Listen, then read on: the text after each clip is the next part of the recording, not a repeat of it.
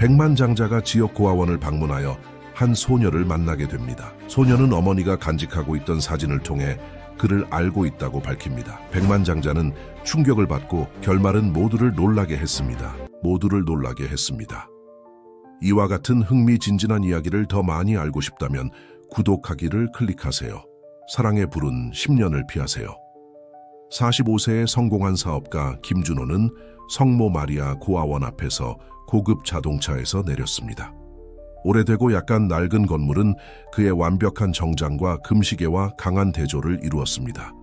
그는 홍보 캠페인의 일환으로 큰 기부를 하기로 결정했지만 이 날이 그의 인생을 영원히 바꿀 것이라고는 전혀 알지 못했습니다. 들어서자 친절해 보이는 여성인 박소윤 원장이 그를 맞이했습니다. 김 사장님, 이렇게 오셔서 영광입니다. 아이들이 당신을 만나게 되어 무척 기대하고 있어요. 라고 그녀가 말하며 그를 복도로 안내했습니다. 김준호는 호기심과 거리감이 섞인 눈으로 주위를 둘러보았습니다. 그는 이런 곳에 와본 적이 없어 불편함을 느꼈습니다. 아이들은 그를 경이로운 눈으로 바라보며 일부는 유명한 백만장자를 알아보고 서로 속삭였습니다. 그때 그녀를 보았습니다. 갈색 머리에 초록색 눈을 가진 8살 정도의 소녀가 그를 뚫어지게 쳐다보고 있었습니다. 그녀의 눈빛에는 설명할 수 없는 익숙함이 있어 그를 불안하게 만들었습니다. 안녕, 김준호가 그녀에게 다가가며 말했습니다. 이름이 뭐니? 수진이에요. 소녀가 그를 계속 바라보며 대답했습니다. 아저씨를 알아요. 김준호는 소녀가 그를 TV나 잡지에서 봤을 거라고 생각하며 미소 지었습니다. 그래? 어디서 날 알게 됐니? 수진의 대답은 그를 얼어붙게 만들었습니다. 엄마가 간직하고 있던 사진에서요, 맞죠? 김준호의 세계가 멈춘 것 같았습니다. 네, 내 엄마? 수진아, 내 엄마는 누구셨니? 이지연이라고 해요. 소녀가 자연스럽게 대답했습니다. 김준호는 숨이 막히는 것 같았습니다. 이지연. 수년간 듣지 못했지만 여전히 그의 가슴 깊은 곳에 울려 퍼지는 이름이었습니다. 그의 첫사랑이자 성공과 부를 좇는 과정에서 그가 떠나보낸 여자였습니다. 수진아, 지금 내 엄마는 어디 계시니? 김준호가 대답을 두려워하며 물었습니다. 소녀의 눈에 슬픔이 가득 찼습니다. 2년 전에 하늘나라로 가셨어요. 그 후로 여기서 살고 있어요. 그 순간 김준호는 알았습니다. 소녀의 나이 이지연을 닮은 초록색 눈, 그 익숙한 느낌, 모든 것이 그를 두렵게 하면서도 경이롭게 만드는 방식으로 맞아떨어졌습니다. 수진아, 그가 떨리는 목소리로 말했습니다. 그 사진을 내게 보여줄 수 있겠니? 소녀는 고개를 끄덕이고 그를 자신의 작은 공동 침실로 데려갔습니다. 베개 밑에서 구겨지고 낡은 사진 한 장을 꺼냈습니다.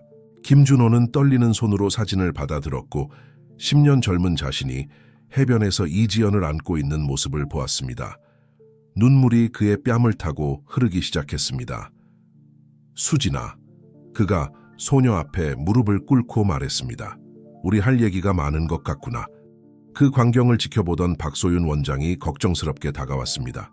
김 사장님, 괜찮으세요? 김준호는 일어서서 눈물을 닦고 침착함을 되찾으려 노력했습니다. 네, 박 원장님, 괜찮습니다. 하지만 수진이에 대해 개인적으로 말씀 나눌 게 있습니다. 박 원장의 사무실로 향하는 동안 김준호는 자신의 인생이 180도 바뀌었음을 느꼈습니다. 그가 오랫동안 묻어두려 했던 과거가 초록색 눈을 가진 작은 소녀의 모습으로 다시 나타났습니다. 이제 그는 자신의 과거 행동과 결정의 결과를 마주해야 했습니다. 단순한 자선 방문으로 시작된 것이 그의 인생을 영원히 바꿀 여정의 시작이 되었습니다. 외로운 백만장자 김준호는 자신에게 딸이 있다는 사실을 막 발견했습니다. 그리고 그 발견과 함께 감정의 홍수, 의심, 그리고 가능성들이 그의 앞에 펼쳐졌습니다. 김준호는 박소윤 원장의 책상 앞에 앉았습니다. 그의 마음은 여전히 충격적인 발견으로 인해 혼란스러웠습니다. 박 원장은 호기심과 걱정이 섞인 표정으로 그를 바라보고 있었습니다. 김 사장님, 수진이에 대해 무슨 일이 있나요? 박 원장이 팽팽한 침묵을 깨고 물었습니다. 김준호는 말하기 전에 깊게 숨을 들이쉬었습니다. 박 원장님, 저는 거의 확신합니다. 수진이가 제 딸인 것 같습니다. 박 원장의 얼굴에 놀라움이 역력했습니다. 따님이라고요? 하지만 어떻게 그럴 수가 있죠? 수진이의 기록에는 아버지에 대한 정보가 전혀 없었는데요. 긴 이야기입니다. 김준호가 머리를 쓸어 넘기며 시작했습니다. 수진이의 어머니인 이지연 씨와 저는 몇 년 전 연인 사이였습니다. 우리는 젊었고 저는 막 경력을 쌓기 시작했죠. 제 야망을 쫓기 위해 그녀를 떠났습니다. 그녀가 임신 중이라는 사실을 전혀 몰랐어요. 박 원장은 귀에 깊게 듣고 있었고 그의 말 한마디 한마디에 그녀의 표정은 더욱 심각해졌습니다. 김 사장님, 이것이 당신에게 충격일 거라는 걸 이해합니다. 하지만 우리는 수진이를 위해 신중하게 접근해야 합니다. 김준호는 고개를 끄덕이며 박 원장의 신중함에 감사했습니다. 물론입니다. 어떻게 하면 좋을까요? 우선 DNA 검사로 친자 관계를 확인해야 할 것 같습니다. 박 원장이 설명했습니다. 또한 사회복지사들의 개입이 필요할 거예요. 만약 당신이 수진이의 아버지로 확인된다면 친권을 설정하는 법적 절차가 있을 겁니다. 김준호의 머릿속이 복잡해졌습니다. 친권, 부성, 이전에는 자신의 어휘에 포함되리라고 생각하지 않았던 단어들이었습니다. 필요한 건 뭐든 하겠습니다. 그가 단호하게 말했습니다. 한편 고아원 마당에서는 수진이가 친구들과 놀고 있었습니다. 그녀는 자신의 인생을 영원히 바꿀 대화가 진행되고 있다는 사실을 전혀 모른 채였습니다. 그날 밤 김준호는 잠을 이루지 못했습니다. 그는 넓은 펜트하우스를 서성이며 커다란 창문을 통해 불빛으로 가득한 도시를 바라보았습니다. 그의 마음은 이지연에 대한 기억, 그녀를 버린 것에 대한 죄책감, 그리고 이제 그의 앞에 놓인 책임에 대한 두려움으로 가득 찼습니다. 아버지가 된다는 것은 어떤 것일까? 그는 지금까지 일과 부를 축적하는 데만 집중해 왔는데 수진이에게 필요한 사랑과 관심을 줄 수 있을까? 다음 날, 김준호는 다시 고아원을 찾았습니다. 이번에는 비싼 정장이나 금시계 없이 평범한 차림이었습니다. 그는 수진이와 시간을 보내며 그녀를 더 잘 알고 싶었습니다. 공원에 가고 싶니? 그가 박 원장의 주의 깊은 시선 아래에서 소녀에게 물었습니다.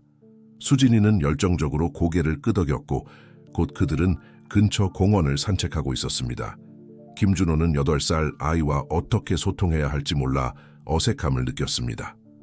네, 엄마지 이지연 씨, 김준호가 조심스럽게 시작했습니다. 내 대해 이야기해 주셨니? 수진이는 그네에서 흔들거리고 있었습니다. 가끔요. 엄마는 아저씨가 매우 바쁜 사람이지만 좋은 마음을 가졌다고 하셨어요. 수진이의 말에 김준호는 가슴이 찔렸습니다. 이지연은 언제나 그렇게 선한 사람이었습니다. 심지어 그가 그녀를 그렇게 대했음에도 불구하고. 수진아, 김준호가 그녀 앞에 무릎을 꿇고 말했습니다. 내게 중요한 얘기를 해야겠어. 나는 내가 네 아빠일지도 모른다고 생각해. 수진이의 눈이 크게 떠졌습니다. 제 아빠요? 정말요? 김준호는 고개를 끄덕였고 목이 메었습니다. 그래, 하지만 우리는 완전히 확실히 하기 위해 검사를 해야 해. 이해하겠니? 수진이는 잠시 그를 뚫어지게 쳐다보다가 갑자기 그를 껴안았습니다. 저는 항상 아빠가 있었으면 좋겠다고 생각했어요. 그녀가 속삭였습니다. 김준호의 마음이 녹아내렸고 수년 만에 처음으로 돈보다 더 중요한 무언가가 그의 삶을 채우는 것을 느꼈습니다. 하지만 모든 것이 그렇게 간단하지는 않았습니다. 그날 오후 김준호가 DNA 검사를 위한 서류에 서명하고 있을 때 그의 비서로부터 전화가 왔습니다. 김 사장님, 이사회가 걱정하고 있습니다. 소셜미디어에 사장님과 고아원 아이의 사진이 올라왔더군요. 회사에 영향을 줄 수 있는 스캔들을 우려하고 있습니다. 김준호는 자신의 세계가 흔들리기 시작하는 것을 느꼈습니다. 한편으로는 방금 발견한 딸 수진이가 있었고 그녀는 이미 그의 마음을 사로잡고 있었습니다. 다른 한편으로는 수년간 열심히 일해 세운 회사가 있었습니다. 어떻게 이 두 세계를 모두 관리할 수 있을까? 그리고 만약 DNA 검사 결과가 수진이가 그의 딸임을 확인한다면 그것이 가져올 책임과 변화에 그는 준비되어 있을까? 아파트로 돌아오는 길에 김준호는 자신이 갈림길에 서 있다는 것을 깨달았습니다.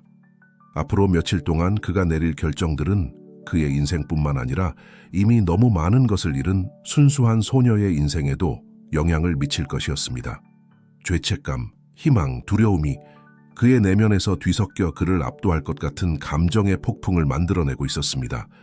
하지만 그 모든 혼란 속에서 한 가지는 분명했습니다. 이제 아무것도 예전과 같지 않을 것이라는 점이었습니다. 다음 며칠은 김준호에게 소용돌이와 같았습니다.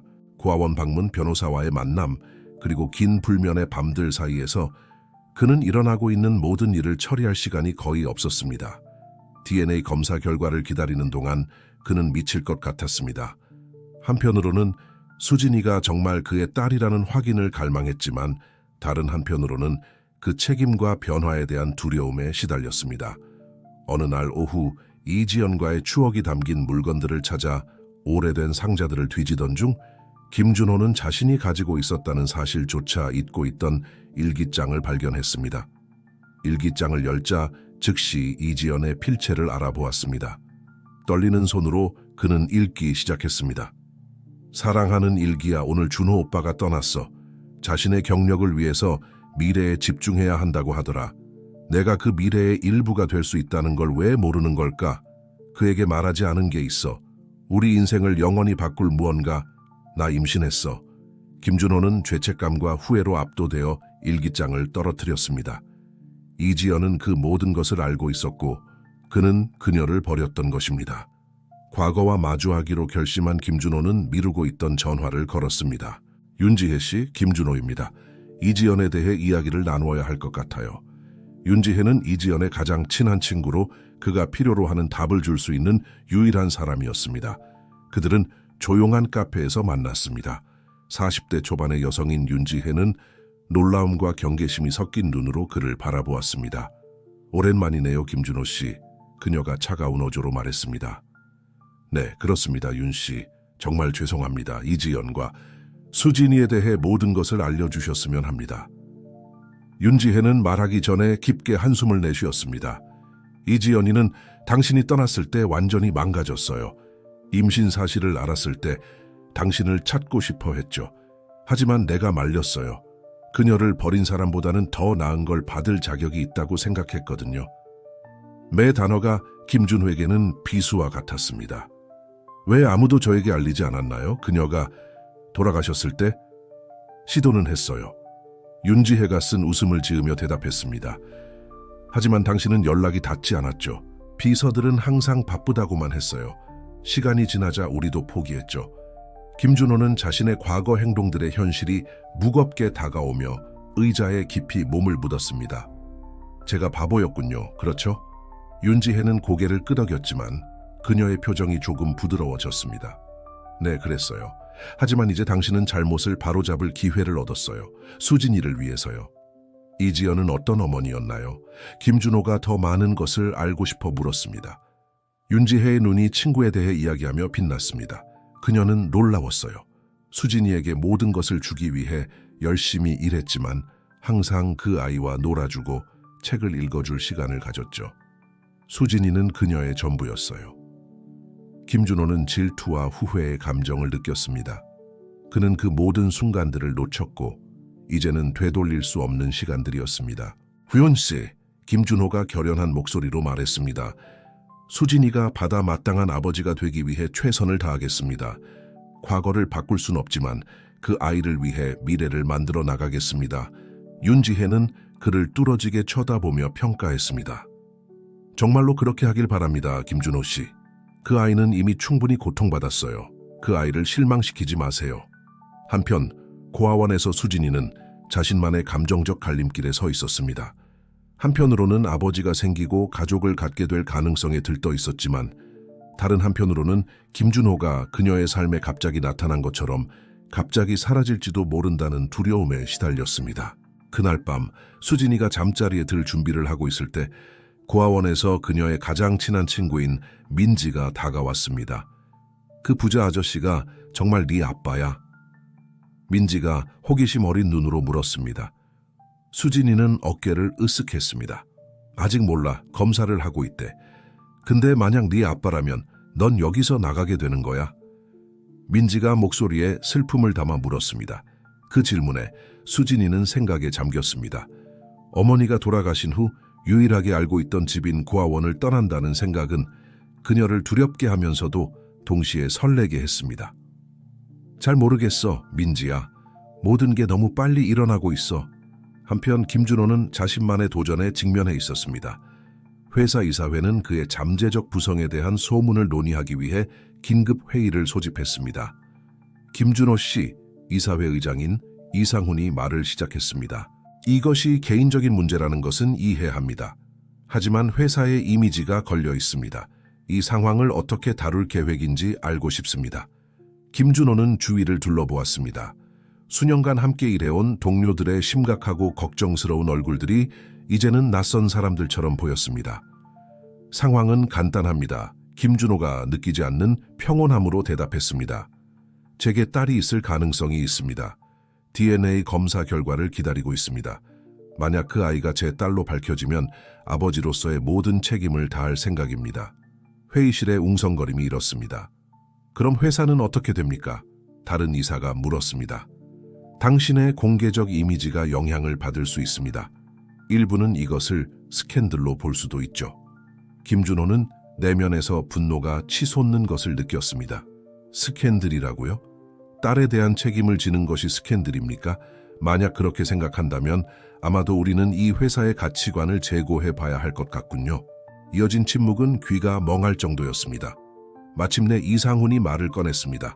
누구도 당신의 도덕성을 의심하는 게 아닙니다, 김준호 씨. 우리는 단지 어떤 언론의 반향이라도 있을 경우를 대비하고 싶을 뿐입니다. 김준호는 고개를 끄덕였지만 그의 마음은 이미 다른 곳에 가 있었습니다. 그는 수년 만에 처음으로 이사회의 의견과 회사의 미래가 그의 주된 관심사가 아니라는 것을 깨달았습니다. 이제 그의 우선순위는 수진이었습니다. 다음 날 김준호는 기다리고 있던 전화를 받았습니다. DNA 검사 결과가 나왔다는 것이었습니다. 심장이 빠르게 뛰는 것을 느끼며 그는 검사실로 향했습니다. 의사가 친절한 미소로 그를 맞이했습니다. 김준호 씨, 검사 결과가 나왔습니다. 김준호는 깊게 숨을 들이마셨습니다. 말씀해 주세요, 선생님. 준비됐습니다. 결과는 양성입니다. 의사가 말했습니다. 99.9%의 확률로 김수진 양의 생물학적 아버지입니다. 이미 예상하고 있었지만 확인을 듣는 것은 압도적이었습니다. 김준호는 숨이 막히는 것을 느끼며 의자에 앉았습니다. 축하드립니다, 김 선생님. 의사가 계속해서 말했습니다. 당신은 아버지가 되셨습니다. 아버지. 이렇게 단순하면서도 복잡한 단어. 김준호는 웃어야 할지 울어야 할지 모르는 상태로 검사실을 나왔습니다. 그는 곧바로 고아원으로 향했습니다. 수진이를 봐야 했고 그녀에게 진실을 말해야 했습니다. 도착했을 때 수진이는 마당에서 놀고 있었습니다. 그를 보자 소녀는 미소를 지으며 달려왔습니다. 준호 아저씨 오셨네요? 그는 수진이의 키에 맞춰 무릎을 꿇었습니다. 수진아, 우리 얘기 좀 해야겠어. 우리가 했던 검사 기억나니? 소녀는 고개를 끄덕이며 표정이 진지해졌습니다. 김준호가 계속했습니다. 결과가 나왔어. 그리고 사실이야. 내가 네 아빠란다. 수진이의 눈에 눈물이 고였습니다. 정말요? 정말 제 아빠예요? 김준호는 고개를 끄덕이며 자신의 눈도 촉촉해지는 것을 느꼈습니다. 그래 수진아, 내가 네 아빠야. 그리고 약속할게. 이제부터 항상 네 곁에 있을 거야. 수진이는 그의 품으로 뛰어들어 꼭 안았습니다. 김준호는 그녀를 가슴에 꼭 안으며 마침내 수년간의 공허함 끝에 그의 인생의 진정한 목적이 생겼음을 느꼈습니다. 하지만 새로 발견한 딸을 안고 있는 동안 김준호는 이것이 단지 시작일 뿐이라는 것을 알았습니다. 그는 법적 절차, 언론의 반응, 부모 역할의 도전과 무엇보다도 그를 거의 모르는 소녀의 사랑과 신뢰를 얻어야 했습니다. 앞으로의 길이 쉽지 않을 것이라는 것을 알았지만 생애 처음으로 김준호는 돈이나 성공보다 더 중요한 무언가를 위해 싸울 준비가 되어 있었습니다. 그의 딸의 사랑이었습니다. 부성 발견 이후의 날들은 김준호에게 소용돌이와 같았습니다. 변호사들과의 회의, 사회복지사들과의 면담, 고아원 관리자들과의 대화 사이에서 그는 자신의 삶에 일어나고 있는 엄청난 변화를 처리할 시간이 거의 없었습니다. 한편 유명한 백만장자 김준호에게 숨겨진 딸이 있다는 소식이 언론에 새어나갔습니다. 추측성 헤드라인과 그의 사무실과 고아원 밖을 맴도는 파파라치들이 그의 새로운 일상이 되어버렸습니다. 어느 날 오후 김준호가 기자들을 피해 회사를 빠져나가려고 할 때 그는 몇 년 전 너무 바빠서 결혼할 수 없다며 떠났던 전 약혼녀 박서연과 마주쳤습니다. 어머 어머 박서연이 비꼬는 미소를 지으며 말했습니다. 위대한 김준호가 마침내 그의 소중한 사업 제국보다 더 중요한 무언가를 찾은 모양이네요. 김준호는 놀란 표정으로 그녀를 바라보았습니다. 서연 씨, 나는... 아니요, 아무 말도 하지 마세요. 그녀가 그를 가로막았습니다. 단지 그 아이에게 내게 했던 것과 같은 짓을 하지 않기를 바랄 뿐이에요. 상황이 어려워질 때 그 아이를 버리지 말아요. 그녀의 말은 김준호의 배를 강타한 것 같았습니다. 그가 대답하기도 전에 박서연은 이미 멀어져 가고 있었고 그를 후회와 죄책감으로 가득 찬 채로 남겨두었습니다. 그날 밤 작은 레스토랑에서 수진이와 저녁을 먹으면서 박소윤 원장의 주에 깊은 감독해 김준호는 박서연의 말을 계속 생각하고 있었습니다. 괜찮으세요? 수진이가 그의 멍한 표정을 보고 물었습니다. 슬퍼 보여요. 김준호는 딸의 걱정에 감동받아 미소 지었습니다. 괜찮아 얘야. 그냥 회사 일 때문에 좀 생각이 많았어. 수진이는 그를 큰 녹색 눈으로 바라보았습니다. 이지연을 너무나 닮은 눈이었습니다. 아저씨 일이 많이 힘들어요? 때로는 그렇지, 김준호가 대답했습니다. 하지만 너도 알아. 너와 시간을 보내는 것만큼 중요한 건 없어. 수진이의 미소가 방 전체를 밝게 만들었고 김준호는 자신의 마음이 녹아내리는 것을 느꼈습니다. 그 순간 그는 자신의 인생의 방향을 바꿀 결정을 내렸습니다. 다음 날 그는 회사 이사회의 긴급 회의를 소집했습니다. 여러분, 그는 주변의 기대에 찬 얼굴들을 바라보며 시작했습니다. 저는 결정을 내렸습니다. 1년간의 안식년을 갖겠습니다. 이 발표는 놀란 숨소리와 웅성거림으로 맞이했습니다. 안식년이라고요? 이상훈이 믿을 수 없다는 듯이 물었습니다. 김준호 씨, 회사는 당신이 필요합니다. 1년 동안 그냥 떠날 수는 없습니다. 김준호는 단호하게 대답했습니다. 할 수 있고 그렇게 하겠습니다. 저는 지난 20년 동안 이 제국을 세우느라 제 인생의 다른 모든 것을 희생했습니다. 이제 저에게는 딸이 있고 그 아이는 이 회사보다 저를 더 필요로 합니다. 하지만 주주들은 어떻게 합니까? 다른 이사가 주장했습니다. 이것이 우리 주식 가치에 어떤 영향을 미칠지 생각해 보셨나요? 모든 것을 고려했습니다. 김준호가 대답했습니다. 임시 CEO를 지명하겠습니다. 제가 완전히 신뢰하는 사람으로 일상적인 운영을 맡길 것입니다. 중요한 사안에 대해서는 제가 상담 가능할 것이지만 이 1년 동안 제 우선순위는 제 딸이 될 것입니다. 회의실은 혼란에 빠졌습니다. 일부는 그의 결정을 지지했고 다른 이들은 반대 의견을 제시했습니다. 하지만 김준호는 이미 결심을 굳혔고 아무것도 그의 마음을 바꿀 수 없었습니다. 그날 오후 수시간의 협상과 계획 수립 끝에 김준호는 고아원으로 향했습니다. 그는 수진이를 도서관에서 동화책을 읽고 있는 모습으로 발견했습니다. 안녕 공주님, 그가 그녀 옆에 앉으며 인사했습니다. 너에게 깜짝 소식이 있어. 수진이는 호기심 어린 눈으로 책을 덮었습니다. 무슨 소식이에요? 김준호가 갑자기 긴장되는 것을 느끼며 시작했습니다. 나는 많은 생각을 했어. 그리고 네가 나와 함께 살고 싶은지 궁금해. 수진이의 눈이 커졌습니다. 아저씨랑 같이 살아요? 그 큰 집에서요? 김준호는 고개를 끄덕였습니다. 그래, 내 집에서. 하지만 꼭 그 큰 집일 필요는 없어. 네가 원하지 않는다면 새로운 곳을 찾을 수도 있어. 우리의 집이 될 만한 곳 말이야. 수진이는 잠시 정보를 처리하며 조용히 있었습니다. 그리고 김준호를 놀라게 하며 울기 시작했습니다. 야야! 그가 그녀를 안으며 말했습니다. 괜찮아. 네가 원하지 않는다면 지금 결정하지 않아도 돼. 수진이는 고개를 저으며 그의 가슴에 기대어 흐느꼈습니다. 그게 아니에요. 그냥 무서워요. 무엇이 무서운 거니 얘야? 아저씨가 저에게 실증이 날까 봐요. 그녀가 속삭였습니다. 엄마를 버린 것처럼 저를 버릴까 봐요. 수진이의 말을 듣고 김준호의 마음이 찢어지는 것 같았습니다. 그는 자신의 딸이 그의 과거 행동으로 인해 만들어진 두려움과 불안을 안고 있다는 것을 깨달았습니다. 수진아, 나를 봐. 그가 부드럽게 그녀의 얼굴을 양손으로 감싸며 말했습니다. 과거에 내가 많은 실수를 저질렀어. 깊이 후회하는 실수들이지. 하지만 너에게 약속할게. 내 온 마음을 다해. 절대로 너를 떠나지 않을 거야. 넌 이제 내 인생에서 가장 중요한 존재야. 앞으로도 그럴 거고. 수진이는 그를 바라보며 그의 눈에서 진실을 찾고 있었습니다. 약속하시는 거예요. 약속해. 김준호가 단호하게 대답했습니다. 그리고 그걸 증명하기 위해 나는 1년 동안 회사 일을 쉬기로 했어. 1년 내내 너와 함께 지내면서 서로를 더 잘 알아가고 우리가 항상 되었어야 할 가족이 되기 위해서야. 그 순간 수진이의 얼굴에 떠오른 미소는 김준호가 본 것 중 가장 아름다운 것이었습니다. 그럼 네, 그녀가 그를 꼭 안으며 말했습니다. 아저씨랑 살고 싶어요, 아빠. 아빠. 수진이가 그를 그렇게 부른 것은 처음이었고 김준호는 자신의 심장이 행복으로 터질 것 같다고 느꼈습니다. 하지만 딸을 안고 있는 동안 김준호는 앞으로의 길이 쉽지 않을 것임을 알고 있었습니다. 그들은 가족이 되는 법을 배워야 했고 서로를 신뢰하는 법을, 과거의 상처를 치유하는 법을 배워야 했습니다. 하지만 생애 처음으로 김준호는 자신의 인생에서 가장 크고 중요한 도전에 맞설 준비가 되어 있었습니다. 수진이가 받아 마땅한 아버지가 되는 것이었습니다.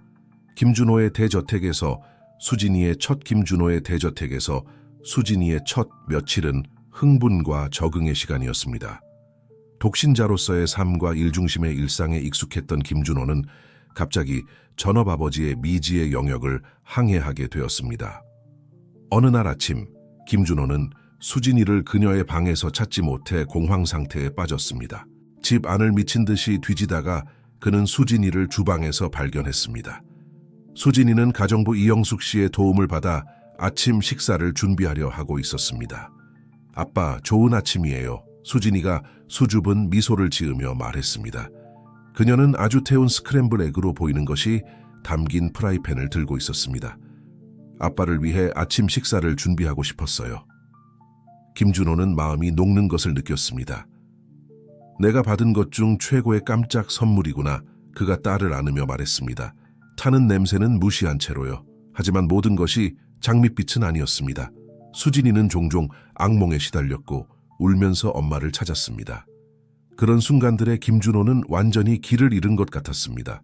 그토록 많은 것을 잃은 아이를 어떻게 위로해야 할지 몰랐습니다. 특히 힘든 밤이 지나고 수진이가 다시 잠들었을 때 김준호는 이지연의 가장 친한 친구였던 윤지혜에게 전화를 걸었습니다. 나는 이걸 할 수 있을지 모르겠어요, 지혜 씨. 그가 패배감에 빠져 고백했습니다. 수진이에게 필요한 아버지가 되는 방법을 모르겠어요.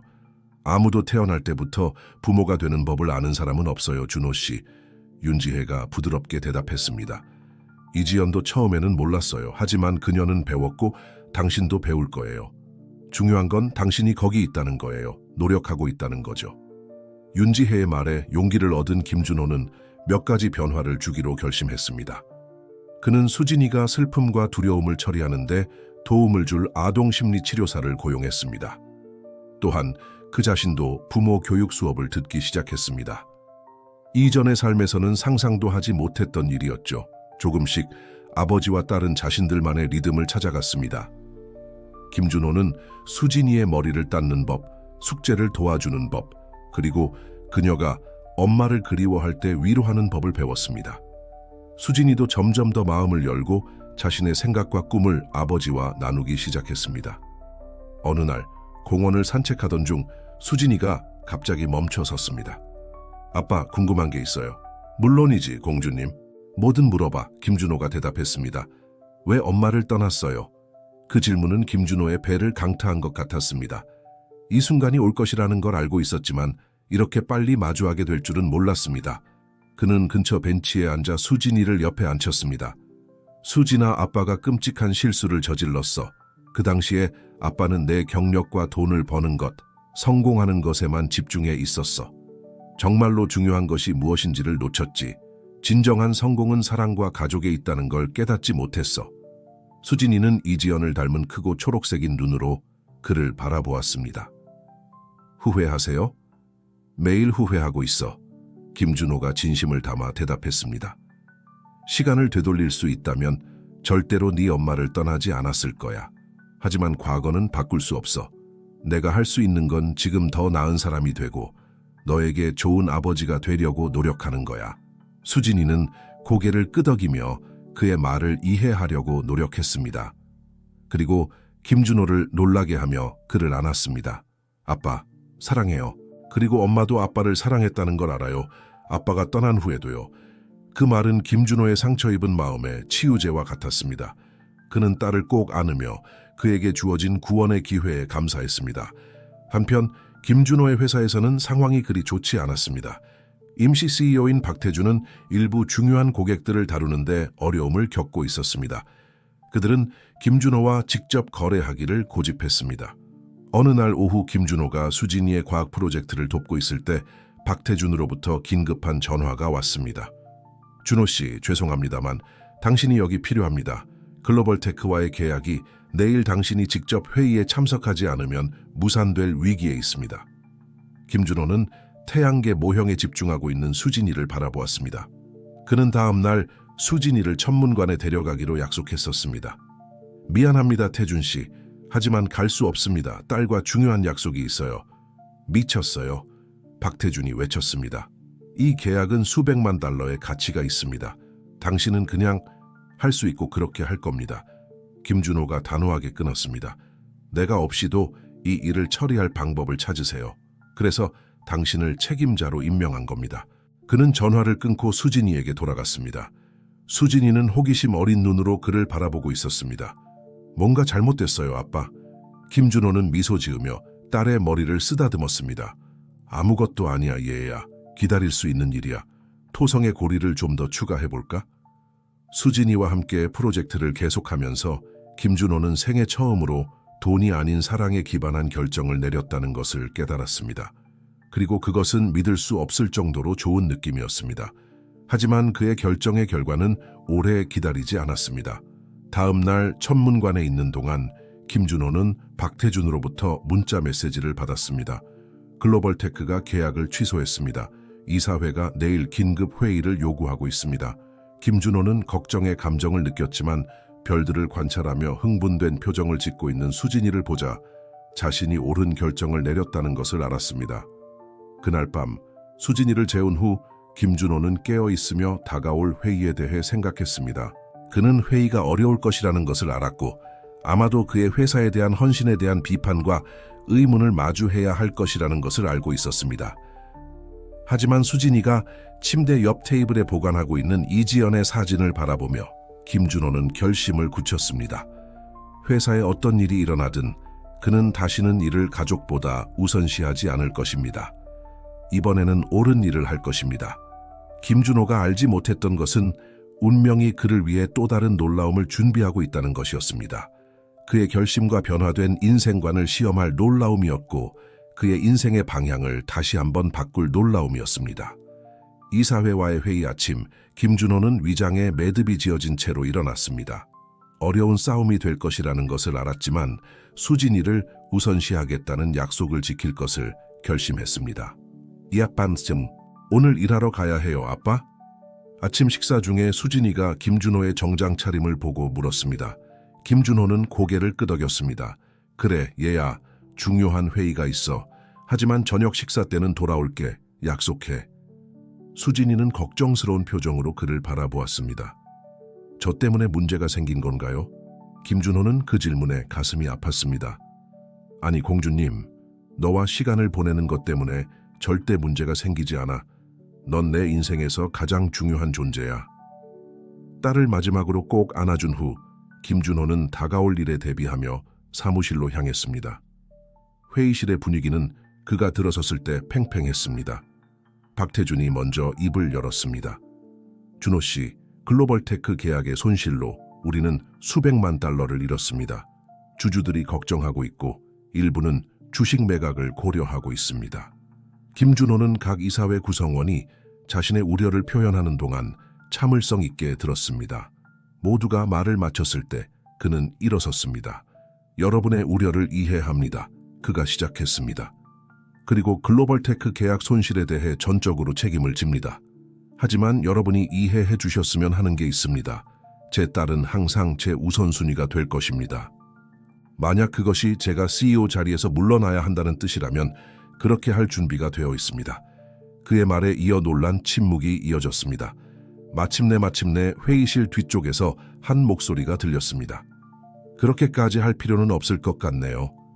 모든 사람들이 돌아보자 문 앞에 서 있는 사람은 김준호의 전 약혼녀 박서연이었습니다. 서연 씨, 김준호가 놀라서 말했습니다. 여기서 무슨 일이세요? 그녀는 회의 테이블을 향해 걸어오며 폴더를 들고 있었습니다. 저는 글로벌테크의 새로운 아시아 지역 운영 이사로 왔습니다. 모든 참석자들의 얼굴에 충격이 역력했습니다. 박서연은 계속 말을 이어갔습니다. 글로벌테크가 계약을 취소한 것은 준호 씨가 참석하지 않아서가 아닙니다. 경쟁사로부터 더 나은 제안을 받았기 때문이죠. 하지만 몇 가지 협상 끝에 만약 김준호 기업이 그 제안을 맞출 수 있다면 재고할 의향이 있습니다. 김준호는 박서연을 바라보며 무슨 일이 일어나고 있는지 이해하려고 노력했습니다. 왜 우리를 도와주시는 거죠? 박서연이 살짝 미소 지었습니다. 우리의 과거에도 불구하고 준호 씨, 저는 항상 당신의 사업적 안목을 존중했어요. 그리고 마침내 당신이 일보다 누군가를 우선시하는 모습을 보니 인상적이더군요.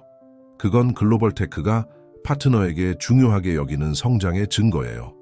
이후 몇 시간 동안 집중적인 협상이 이어졌습니다. 결국 양측 모두에게 이익이 되는 합의에 도달했습니다. 회의가 끝나고 김준호는 박서연에게 다가갔습니다. 고마워요. 그가 진심으로 말했습니다. 이럴 필요는 없었는데. 박서연이 그의 눈을 똑바로 바라보았습니다. 아마도 당신이 전에 어떤 사람이었는지 또는 지금 어떤 사람이 되어가고 있는지를 위해 한 일일 수도 있어요. 어느 쪽이든 이걸 낭비하지 않기를 바랍니다. 당신의 딸은 함께 있어주는 아버지를 받을 자격이 있어요. 김준호는 고개를 끄덕이며 감사와 후회가 뒤섞인 감정을 느꼈습니다. 알아요. 그렇게 하겠다고 약속드립니다. 박서연이 떠나는 동안 김준호는 과거와 현재가 예상치 못한 방식으로 얽혀 있다는 것에 대해 생각에 잠겼습니다. 하지만 그의 생각은 전화 소리에 의해 중단되었습니다. 수진이로부터 온 메시지였습니다. 아빠, 아직도 저녁 식사하러 오실 거예요? 미소를 지으며 김준호는 답장을 보냈습니다. 물론이지 공주님, 지금 가고 있어.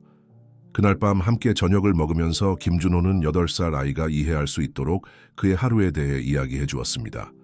그럼 이제 다 괜찮아진 거예요? 수진이가 물었습니다. 그래 얘야, 모든 게 괜찮아.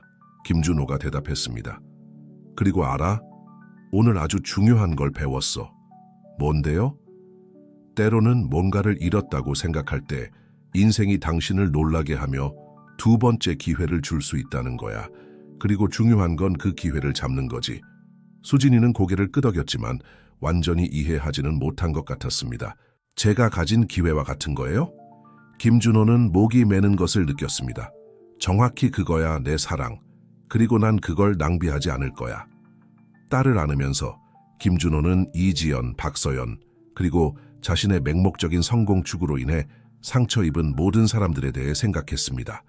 그는 이제부터 그들이 자랑스러워할 만한 방식으로 살겠다고 스스로에게 약속했습니다.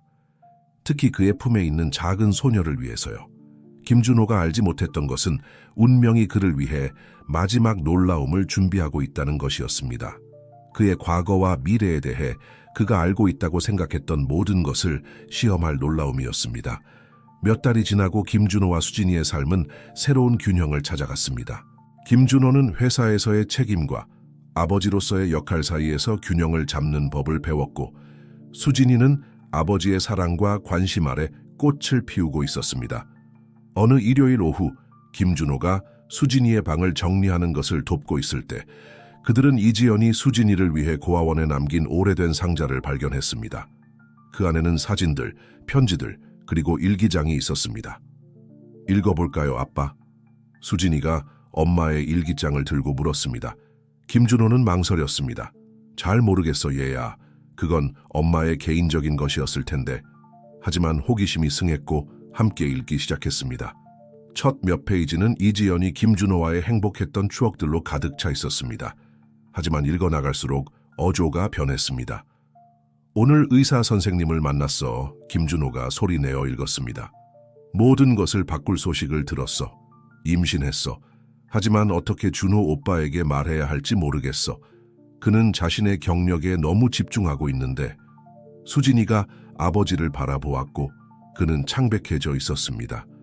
아빠는 엄마가 임신한 걸 몰랐어요? 김준호는 말을 잇지 못하고 고개를 저었습니다. 그들은 계속 읽어나갔고 각 페이지는 김준호의 마음의 비수와 같았습니다. 이지연은 그녀의 두려움, 희망, 그리고 김준호가 그녀를 떠났을 때 수진이를 혼자 키우기로 한 결정에 대해 썼습니다. 하지만 마지막 항목이 김준호의 숨을 멎게 했습니다. 사랑하는 수진아, 그가 떨리는 목소리로 읽었습니다.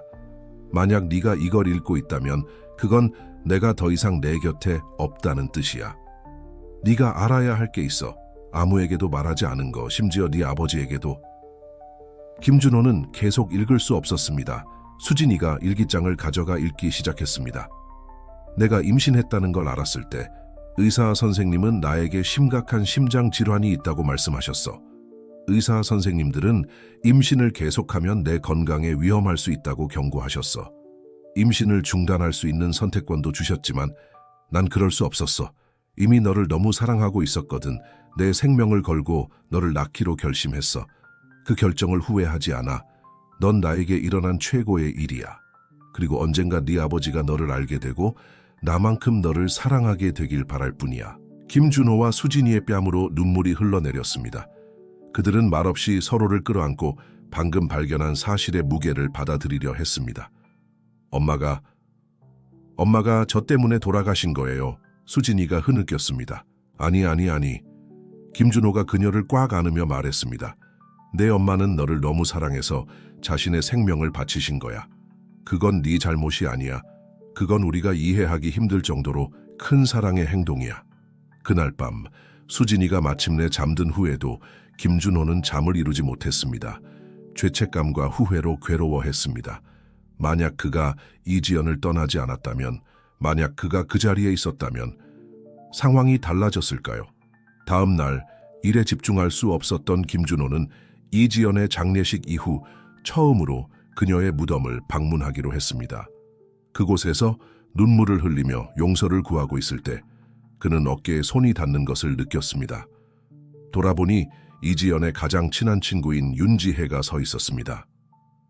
여기서 당신을 찾을 줄 알았어요. 그녀가 부드럽게 말했습니다. 알고 계셨나요? 김준호가 물었습니다. 그녀의 상태에 대해서요? 윤지혜는 슬프게 고개를 끄덕였습니다. 이지연이 당신에게 말하지 말라고 약속하게 했어요. 만약 언젠가 당신이 수진이를 알게 된다면 죄책감이나 의무감 때문이 아니라 그 아이 자체로 사랑하기를 바랐거든요. 김준호는 이지연의 무덤 앞에 무릎을 꿇었습니다. 난 그녀를 버렸어요, 지혜씨. 그녀가 가장 필요로 할 때 혼자 두고 갔어요. 네, 그랬죠. 윤지혜가 직설적으로 대답했습니다. 하지만 이지연은 당신을 원망하지 않았어요. 그녀는 항상 당신이 언젠가 돌아와 수진이가 받아 마땅한 아버지가 될 거라고 믿었어요. 그리고 지금 봐요. 당신은 그녀의 마지막 소원을 이루고 있어요. 윤지혜의 말이 김준호의 마음속에 울려 퍼졌고 그의 고통 속에서 작은 위안을 주었습니다. 어떻게 계속 나아갈 수 있을까요, 지혜씨? 김준호가 속삭이듯 물었습니다. 수진이의 눈을 보면서 그 아이의 어머니가 내가 그 자리에 없었기 때문에 죽었다는 걸 알고 어떻게 살 수 있어요? 윤지혜는 그의 옆에 무릎을 꿇었습니다. 이지연의 기억을 기리면서요. 그녀가 항상 당신이 될 수 있다고 믿었던 아버지가 되어주세요. 준호씨, 당신은 과거를 바꿀 순 없지만 미래를 만들어갈 수 있어요. 그게 바로 이지연이 원했을 거예요. 김준호는 천천히 고개를 끄덕이며 눈물을 닦았습니다. 맞아요. 이지연에게 빚을 졌어요. 수진이에게 빚을 졌고요. 그날 밤 집에 돌아왔을 때 김준호는 소파에 앉아 이지연의 사진을 안고 있는 수진이를 발견했습니다. 그는 딸 옆에 앉아 조용히 그녀를 안아주었습니다. 아빠, 수진이가 잠시 후 말했습니다. 엄마가 저를 자랑스러워 하실까요? 김준호는 가슴이 아파오는 것을 느꼈습니다. 오, 얘야. 내 엄마는 자랑스러워 하시는 것 이상일 거야. 그녀는 네가 얼마나 아름답고 똑똑하고 용감한 소녀로 자랐는지 보면 완전히 감동받으실 거야. 수진이가 눈물 어린 눈으로 그를 바라보았습니다. 그럼 아빠는요? 엄마가 아빠도 자랑스러워 하실까요? 그 질문에 김준호는 놀랐습니다. 잠시 생각한 후 그는 대답했습니다. 그러길 바라 공주님, 난 네 엄마가 항상 내가 될 수 있다고 믿었던 남자와 아버지가 되기 위해 최선을 다하고 있어. 저는 아빠가 잘하고 있다고 생각해요. 수진이가 그를 꼭 안으며 말했습니다. 그 말은 어린아이의 순수함과 진실함으로 말해진 것이었지만 김준호의 고통받는 영혼의 위안이 되었습니다. 다음 며칠은 힘들었습니다. 김준호는 죄책감과 싸우면서도 수진이를 위해 정상적인 모습을 유지하려 노력했습니다. 하지만 수진이는 똑똑한 아이였고 뭔가가 잘못되어 있다는 것을 알아차렸습니다. 어느 날 오후 김준호가 서재에서 생각에 잠겨 있을 때 수진이가 조용히 들어와 그의 무릎에 앉았습니다. 아빠, 그녀가 진지하게 말했습니다. 엄마의 일기장에서 읽은 것 때문에 슬퍼하세요? 김준호는 딸의 통찰력에 놀라며 그녀를 바라보았습니다. 그래, 얘야. 내 엄마가 나를 필요로 할 때 내가 그 자리에 없었다는 게 슬퍼. 수진이는 잠시 생각에 잠겼습니다. 하지만 지금은 여기 계시잖아요, 저를 위해서. 그래, 내 사랑. 난 여기 있고 항상 있을 거야. 김준호가 그녀를 안으며 대답했습니다. 그럼 그게 중요한 거라고 생각해요. 수진이가 아이만이 가질 수 있는 지혜로 말했습니다. 엄마는 우리 둘 다 행복하기를 원하셨을 거예요.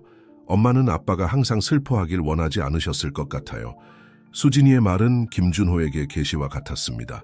그는 자신의 죄책감과 후회에 빠져 있음으로써 이지연이 원했을 것과는 정반대의 일을 하고 있다는 것을 깨달았습니다.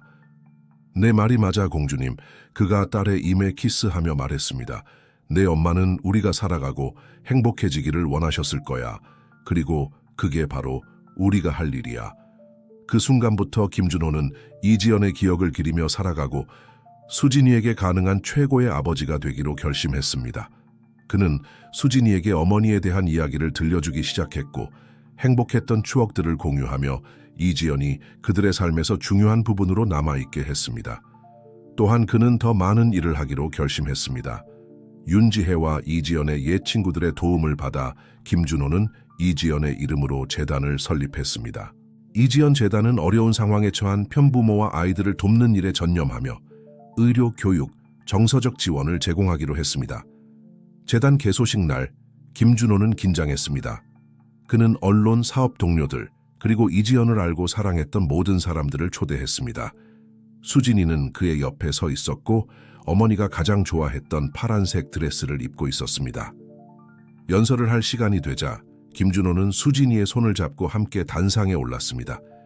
이지연은 놀라운 여성이었습니다. 김준호가 감정에 북받친 목소리로 시작했습니다. 사랑을 위해 자신의 생명을 바친 여성이었고 모든 것 위에 딸을 둔 어머니였습니다. 오늘 우리는 그녀의 기억을 기리고 그녀의 사랑과 희생의 유산을 이어가기 위해 이 자리에 모였습니다. 그는 수진이를 바라보았고 수진이는 격려하듯 미소 지었습니다. 그는 계속해서 말했습니다. 오랫동안 저는 성공과 부를 쫓으며 살았습니다. 그게 중요한 것이라고 생각했죠. 하지만 이지연, 그리고 우리의 딸 수진이는 제게 진정한 성공이 사랑에 있고 가족에 있으며 다른 이들의 삶에 긍정적인 변화를 만들어내는 데 있다는 것을 가르쳐 주었습니다. 이지연 재단은 이지연이 세상에 준 사랑의 일부를 되돌려 주려는 우리의 노력입니다. 우리는 그녀처럼 어려운 선택과 도전적인 상황에 직면한 이들을 도울 것입니다. 그리고 우리는 이지연이 삶의 매 순간 보여준 것과 같은 사랑과 연민으로 그 일을 해나갈 것입니다. 김준호가 연설을 마쳤을 때 방 안의 모든 사람들의 눈가에 눈물이 맺혀 있었습니다. 수진이가 그를 꼭 안았고 잠시 동안 김준호는 마치 이지연이 그들과 함께 그 자리에 있으며 미소 짓고 있는 것 같은 느낌이 들었습니다. 그날 밤 수진이를 재우면서 그녀가 질문을 했습니다. 아빠, 언젠가 다시 사랑에 빠질 수 있을까요? 김준호는 그 질문에 놀랐습니다. 잘 모르겠어, 얘야. 왜 그렇게 물어보는 거야?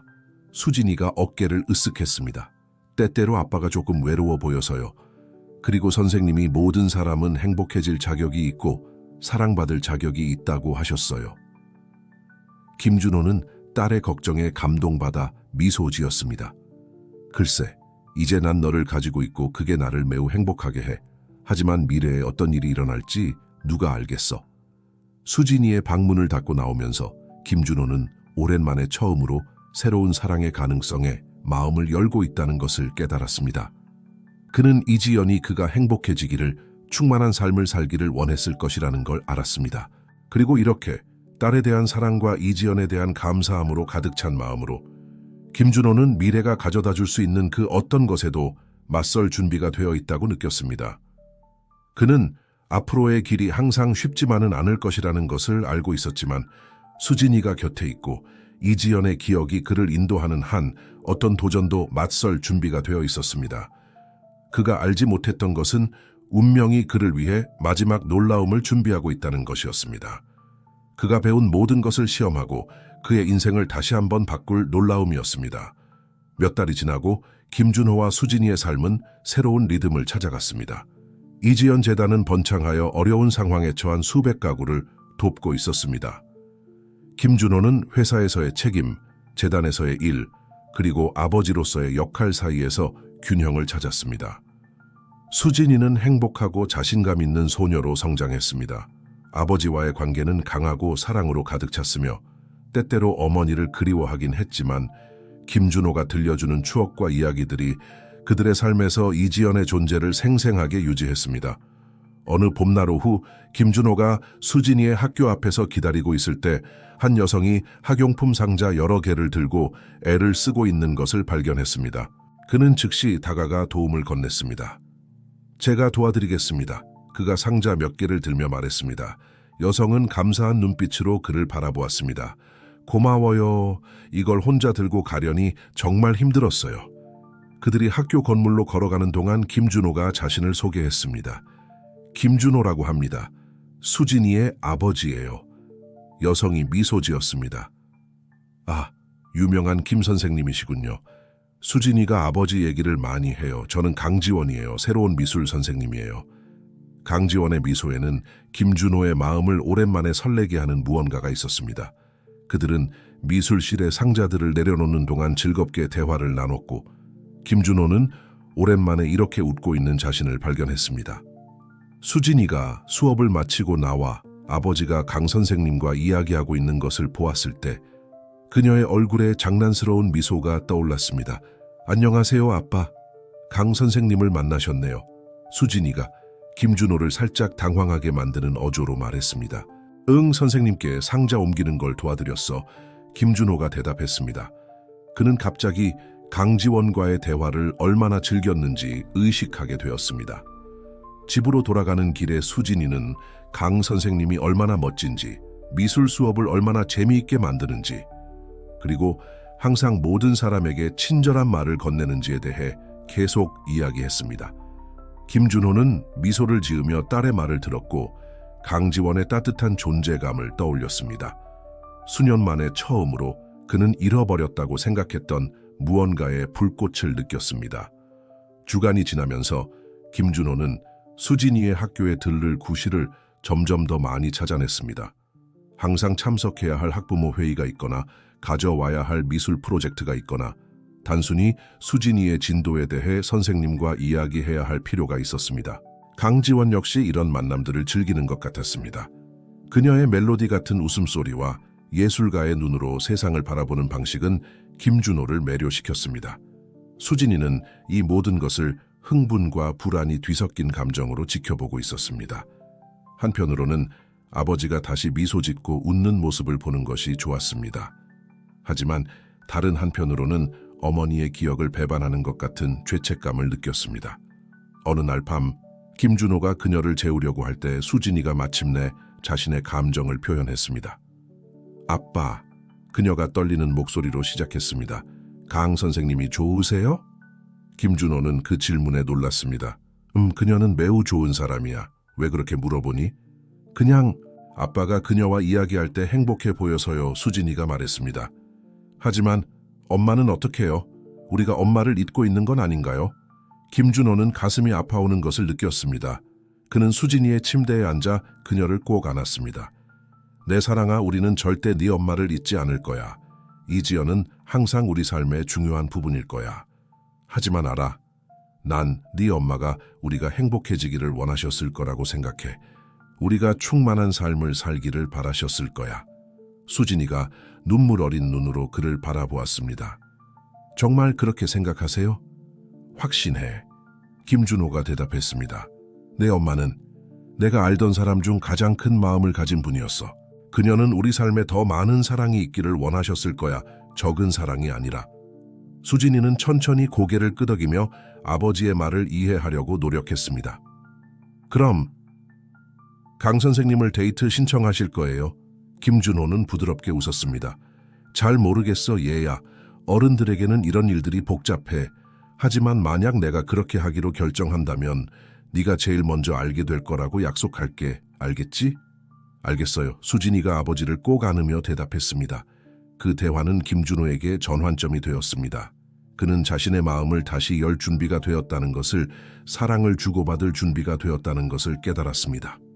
며칠 후 용기를 내고 수진이의 축복을 받아 김준호는 강지원을 저녁 식사에 초대했습니다. 그의 기쁨과 긴장감 속에서 그녀는 수락했습니다. 저녁 식사는 마법 같았습니다. 김준호와 강지원은 공통점이 많다는 것을 발견했습니다. 예술에 대한 사랑. 비록 김준호는 자신의 재능이 감상에 그친다고 인정했지만 다른 이들을 돕고자 하는 열정, 그리고 세상을 더 나은 곳으로 만들고 싶어 하는 바람 등이었습니다. 밤이 깊어갈수록 김준호는 자신이 전에 한 번도 말로 표현하지 못했던 것들을 나누고 있다는 것을 깨달았습니다. 과거에 대한 후회, 수진이에 대한 사랑, 이지연의 기억을 기리고 싶은 마음 등 강지원은 이해와 공감으로 귀 기울여 들었습니다. 준호 씨, 그녀가 부드럽게 말하며 그의 손을 잡았습니다. 당신은 정말 많은 일을 겪으셨네요. 하지만 당신이 고통을 긍정적인 것으로 변화시킨 방식, 수진이에게 필요한 아버지가 되기 위해 변화한 모습이 정말 아름답다고 생각해요. 김준호는 오랫동안 잃어버렸다고 생각했던 따뜻함이 가슴을 채우는 것을 느꼈습니다. 고마워요, 지원 씨. 들어주시고 이해해 주셔서요. 그날 밤 김준호가 집에 돌아왔을 때 수진이는 깨어 있어 열렬히 그를 기다리고 있었습니다. 어땠어요? 그녀가 호기심 어린 눈으로 물었습니다. 어떠셨어요? 김준호는 미소를 지으며 딸 옆에 앉았습니다. 정말 멋졌어. 강 선생님은 정말 특별한 분이야. 수진이가 그를 꼭 안았습니다. 기뻐요, 아빠. 엄마도 행복해 하실 거예요. 그 순간 김준호는 마치 어깨에서 무거운 짐이 내려가는 것 같았습니다. 수진이의 사랑, 이지연의 기억, 그리고 강지원과의 새로운 시작에 대한 약속이 그의 마음속에서 얽히며 그가 전에 한 번도 경험하지 못했던 충만함을 만들어냈습니다.